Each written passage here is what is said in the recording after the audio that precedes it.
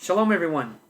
Today we're going to be discussing the Christian Bible and major teachings within the Christian Bible, the resurrection, and the alleged proof text to prove that Jesus was the Messiah. Let's go right at it. Paul says very clearly in his letters that if the Messiah, Jesus, did not get raised from the dead, then your faith is in vain. So this is the bottom line. If it's not clear that there was a resurrection of Jesus, he's saying your faith is in vain. So that is the focus, the heart of Christianity, that Jesus died for your sins and he rose again. So let's take a close look at the resurrection accounts in the Gospels. We're going to look over all the problems in the different Gospels. They do not agree.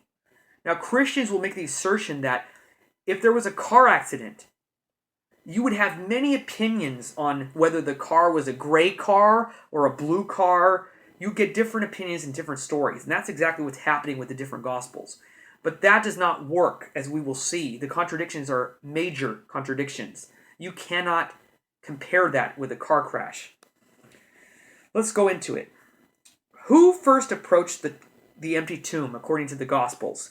So in Matthew chapter 28, verse 1, it says Mary Magdalene and another Mary approached the tomb. In Mark chapter 16, verse 1, it says Mary Magdalene, another Mary, and Salome.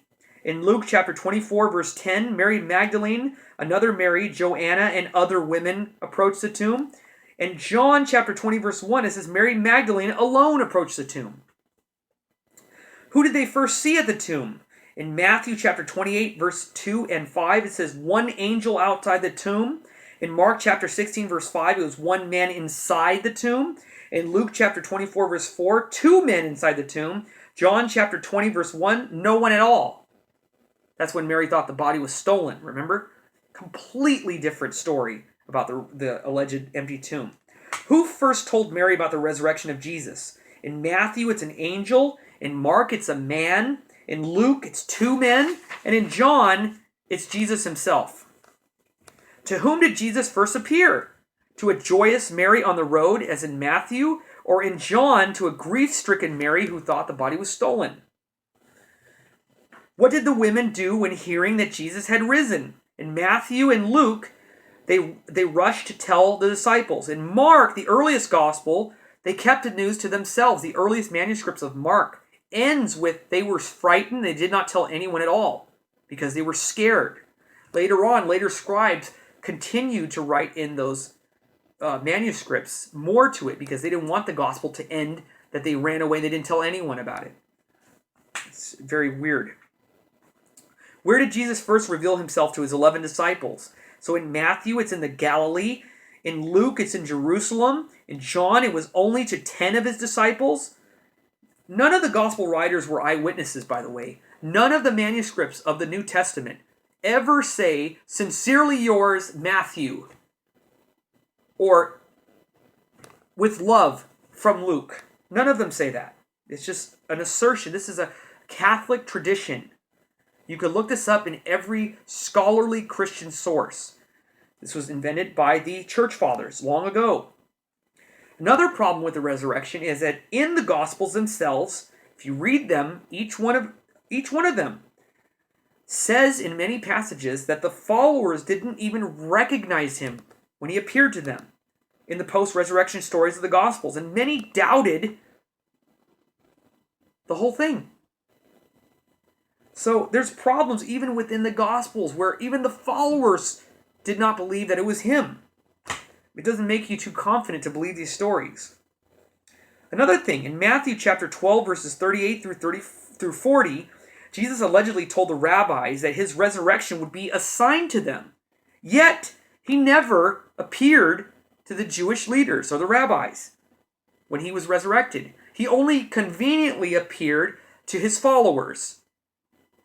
It's almost like in most religions today, like for example, Joseph Smith of the Mormons. He claims that he found these golden tablets in the forest and he was spoken to by the angel and Jesus and God. And who does he have on his book to clarify that he's telling the truth? You know, it would be great if he had like the leader of a museum or the Washington Post No, his father, his secretary, his vice president, all the people that were close to him, those are who's showing that it happened. And we have to believe it. It's trust me kind of thing. Here are the verses that are completely invented in the Christian Bible to assert that he fulfilled it. Fake prophecies, literally. In Matthew chapter 2, verse 23, it says, he shall be called a Nazarene. It's quoting from the story of Samson. If you read a Christian study Bible, it'll show you where to find this verse. It's actually talking about Samson, who was called a Nazarite, or Nazir in Hebrew. And it uses that verse to invent a verse about he will be called a Nazarene. It's ridiculous. Matthew chapter 27, verses 9 through 10, the 30 pieces of silver assertion, claiming that it's from the Hebrew Bible. If you read that verse, completely fabricated, he actually combines two passages in Jeremiah and one in Zechariah and puts them all together and bunches them together and makes it into one proof fake text. It's unbelievable. In Hebrews chapter 10, verse 5, this person, we don't know if it's Paul or not, but it's very Pauline in theology. He says, sacrifices and offerings you did not require. He's trying to quote the Hebrew Bible. But a body you have prepared for me. He's quoting supposedly from Psalms chapter 40, verses 6 through 7, which actually teaches, sacrifices and offerings you did not desire, but my ears you have opened. That's what it really says.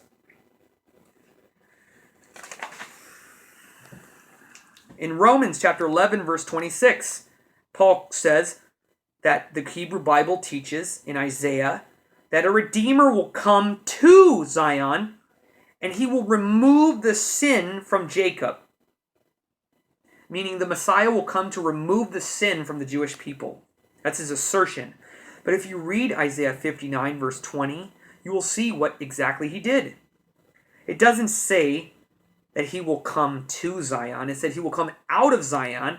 And it says he will come to those in Jacob who on their own have turned from their own sin.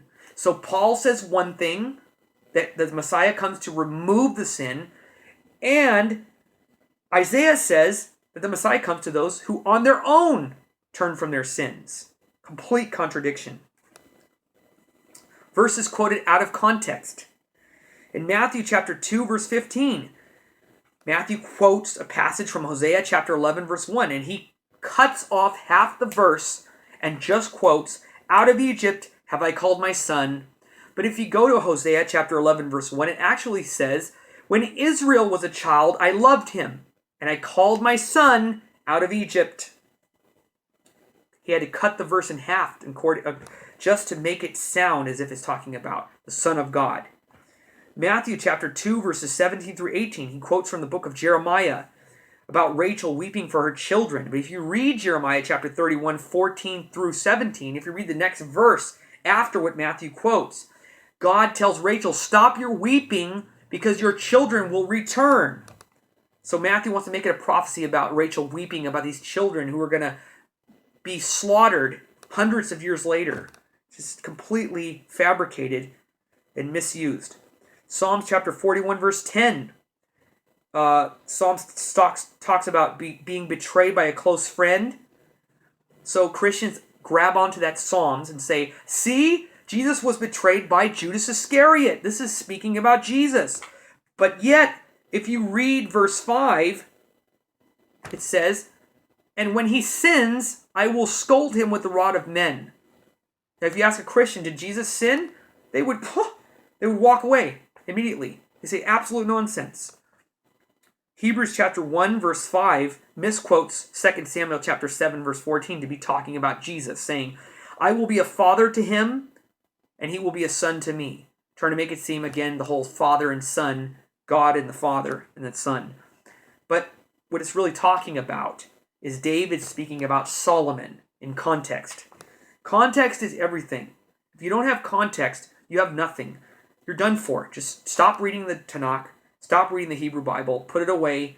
You're not going to go anywhere. You have to read the chapters to learn what the context is and what it's talking about. It's so critical. In Zechariah chapter 13, verse 6,